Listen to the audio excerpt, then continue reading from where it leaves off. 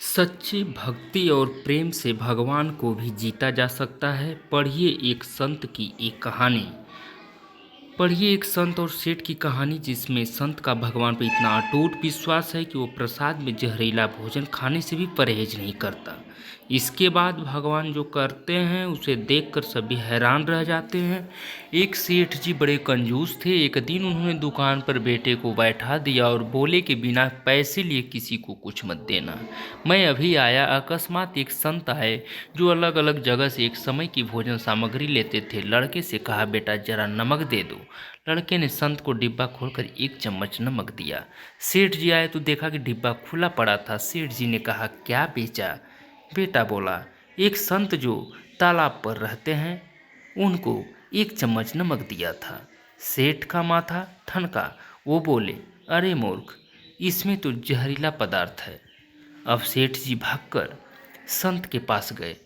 तब तक संत भोजन बनाकर भगवान का भोग लगाकर खाने की थाली लेकर बैठ चुके थे।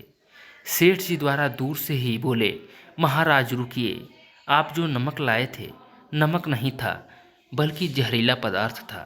कृपा करके आप ये भोजन न करें। संत जी बोले, भाई हम तो प्रसाद लेंगे ही, क्योंकि भोग लगा दिया है। भोग लगाकर भोजन छोड़ नहीं सकते।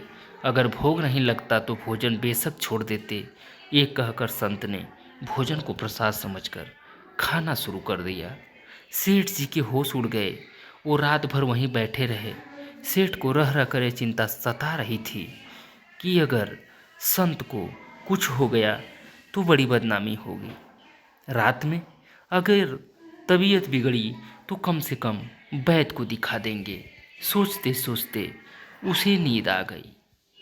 सुबह रोज की तरह संत जल्दी उठ गए और नदी में स्नान करने लगे। सेठ जी ने कहा, महाराज तबीयत तो ठीक है? संत बोले, भगवान की कृपा है।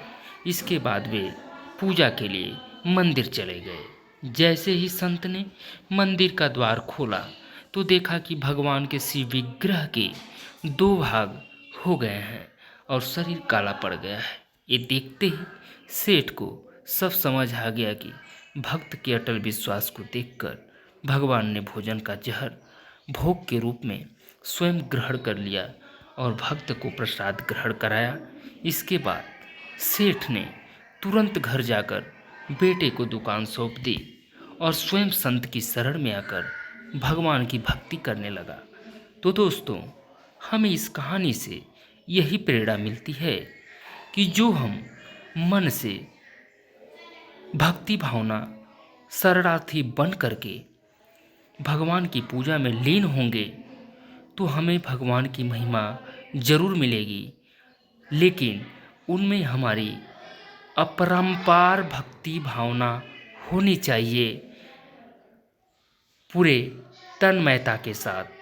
तो दोस्तों, हमें इस कहानी से बहुत बड़ी सीख मिलती है कि हम जो भी करें पूरे भक्ति भाव से करें।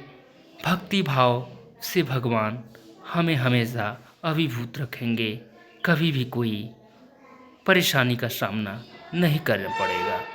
तो दोस्तों, हम यहीं तक इस कहानी को समाप्त करते हैं और आप सभी लोग ऐसी ही कहानियाँ सुनने के लिए कृपया हमारे चैनल्स को ज़रूर सब्सक्राइब करिएगा, लाइक करिएगा।